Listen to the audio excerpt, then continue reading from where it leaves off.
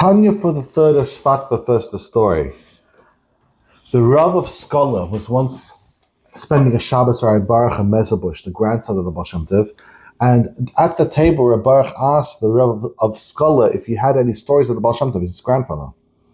And the Rav said he was one of the last remaining students of the Baal Shem Tov still alive, and he said he did. And so he told the Reb Baruch of Baal Shem Tov the following story. He said he was once talking to the Baal Shem Tov, and as they were talking, two people from a distant or a certain town came to the Baal Shem Tov with a question. It was the local Rav and a particular wealthy man that lived in the town.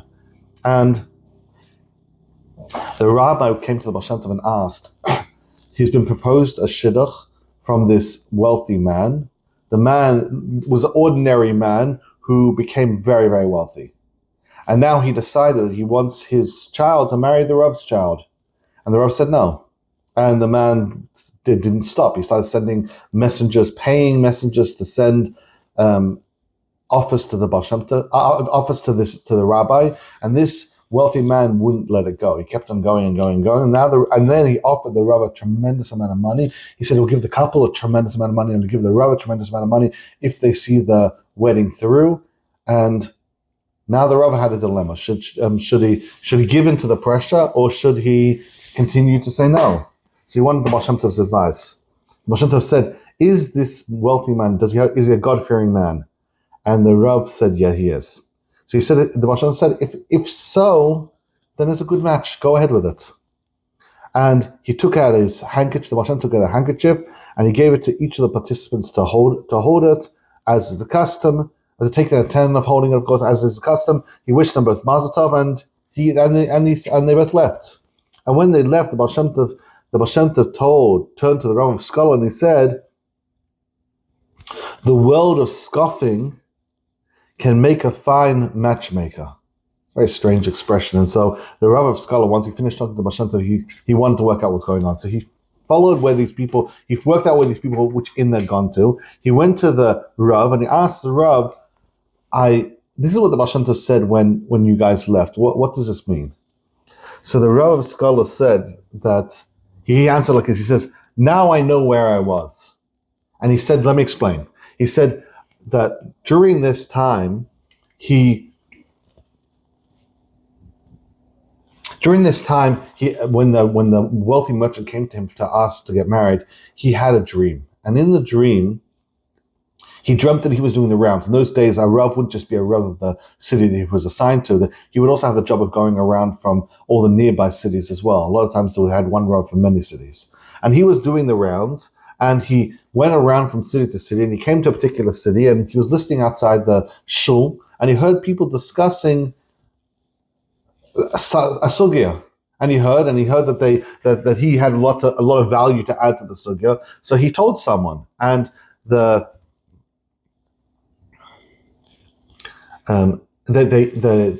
passed on his explanation until it finally reached the most scholarly person in the room, and they approached them in the dream, and they looked at him and they said, "Is this the ignoramus that mixes into our scholarly arguments?"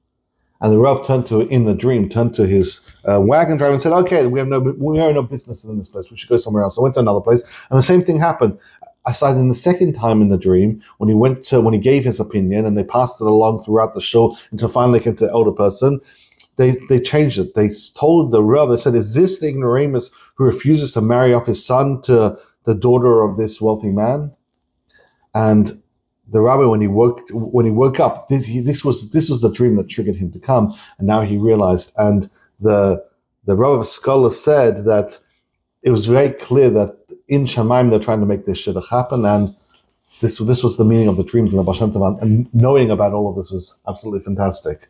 The Tanya so far we're in chapter 18, and then we moved yesterday into chapter 19, and we're discussing the 4 questions. And the 4 questions were understanding the root of the hidden love towards Hashem, its character and what it wants, how it's inherited to us, and how fear is included in it as well. Regarding the root of this love, we explained that it comes from Chachma, and we're going to continue talking about more of that today. We're going to circle back around. regarding how we inherited it, we say it was bequeathed to us from Amarim, Yitzchak, and Yaakov due to their incredible work towards Hashem. Its character, we discussed in yesterday's Tanya, like a flame wanting to ascend even at its own peril. The soul wants to connect to Hashem, even if it's going to lose its identity within godliness. And the fourth question, how fear is included in it as well, we're going to talk about at the end of tomorrow. But today's Tanya is going to talk more about what is Chachma and what is Kedusha, and why Hashem downloads his unlimited energy into Chachma. V'zeu klal b'chol sixty the Kedusha. And this is a rule, continues the Alter Rebbe talking about Chachma in all levels of holiness, or in the realms of holiness. Holiness only has what comes from Chachma, Shnikar Kodesh Elyon, which comes from Kodesh Elyon. So you have Kodesh Elyon, which is absolute holiness of Hashem, and holiness comes from this level. And what's the definition of that?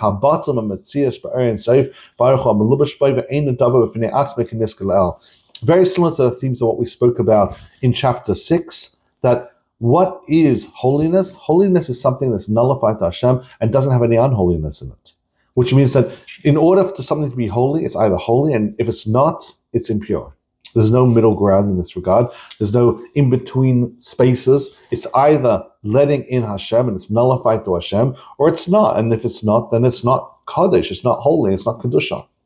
And therefore Chachma, which is this level that is able to let in holiness of Hashem, is able to let Hashem's infinite energy into it because it doesn't have an identity.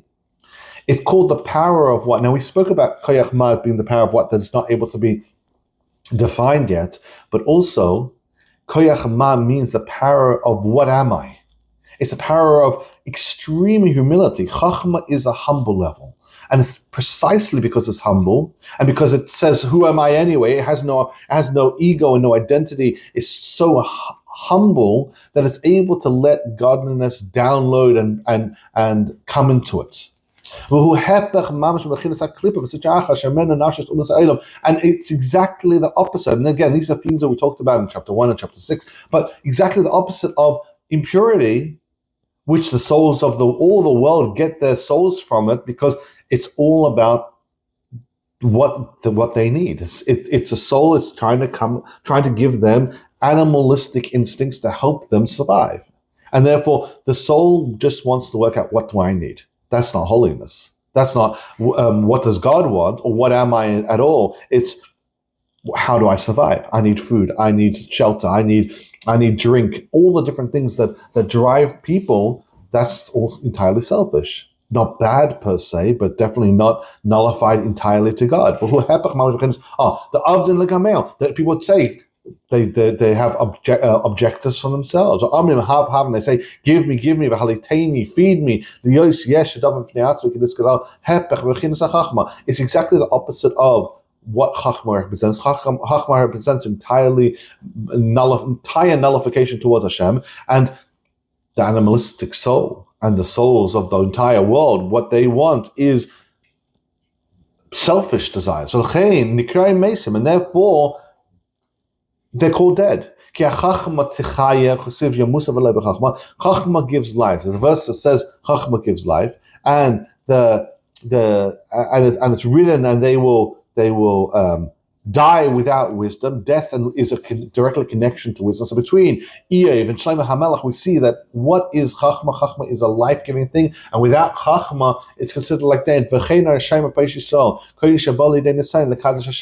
this is also wicked and sinners of the Jewish people. This is also the same situation that they find themselves in. They find themselves in a dead-like state because they're involved in sin and because they're not letting the Chachma openly reveal itself. But this is all Kodim Shabali Nisayim Lekadosh Hashem. This is before they come to attest to sanctify Hashem's name, because once they do, of course, then the Chachma comes alive, and as we're going to mention shortly, the Chachma comes alive and it gives them the chance to sanctify Hashem's name. But now the Chachma is alive.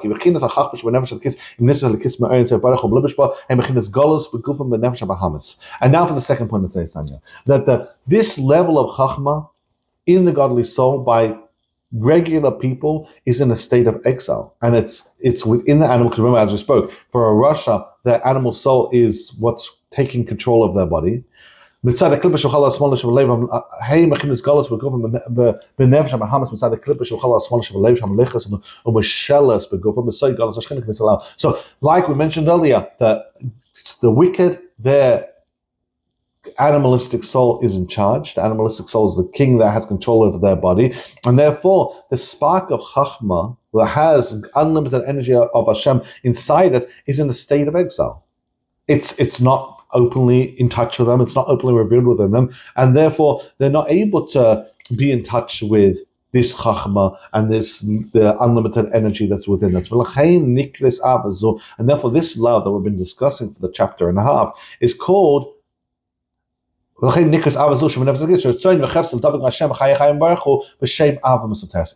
love is called a hidden love, because for most people, this love is just hidden. It's there, very, very, very much there. It's a level of chachma within the soul, and it has unlimited energies of God downloading continuously into it. And it's nullified. All the time it's nullified towards Hashem, but a person's just not in touch with it. So therefore it's hidden. It's there. It exists by every single Jewish person. On the other hand, it's not something they can be in touch with. So therefore it's called a hidden love. And this term, Ava Misl Teres, a hidden love, is a term that Alter has already used, and Alter is going to continue to use, and this is what we're referring to. In the sinners of the Jewish people, it's hidden and it's veiled in sackcloth of the impurity, and therefore a person's just not continuously in touch with it. And that's how a person, even though they have this level of chachma inside of themselves, they have this soul that wants to, like a flame, continuously go up to God, and it's been bequeathed to us from Amarim, Yitzchak, and Yaakov, and its root is from Chachma. Nonetheless, how do people sin then? And the answer is it's hidden, it's veiled, and it's concealed, and it's in sackcloth. And a person will have a spirit of silliness, a spirit of folly, and he'll cause him to sin. Like the Rabbi said, a person doesn't sin unless a spirit of folly enters him. So if the spirit of silliness enters him, that's what happens. Because the Chachma is in a concealed state, he's not actively in touch with that. We're going to discuss this a lot more later on, but he will say, it's not such a big deal that I'm doing this sin. And again, we'll talk about it in the upcoming chapters, 20 to 25. But the point is, to summarize today's Tanya, number one, Chachma is entirely humble, and that's why Kedusha is able to be in touch with Chachma. And point number two is that this Chachma is in a very, very hidden state inside of people, and therefore a person, if he's a sinner, won't be in touch with it, and therefore he'll be able to do silly behavior. He'll be able to do things that are not really appropriate for him to do. Thank you so much for joining the Tanya. Tanya is Ilu Nishmas, five of Eliezer ben Binyamin Alevi, Moshe Aaron Akayim ben Yosef, Reuven ben Emmanuel, Aaron ben Avraham, Esther Basar Moshe Mordechai Silchasei Bashan Rezi Elkam Moshe ben Avraham, Sarah Meir Bas Chaim Binyamin Chaim Moshe Bas Shem Avraham Fushlam Yaakov Aaron ben Aspatat Teva Chaim Makel Chaim Moshe ben Esther Ben Adel Bas Yen Moshe Yosef ben Shanasar Yeshua Kav Yehud Marivka. And anyone else who needs Jews, sisters all the Jews around the world, especially those native self and sisters all Jews, Ben the Jewish people, and speed to the captives, and speed to coming Mashiach on a one-to-one basis. Thank you so much for joining.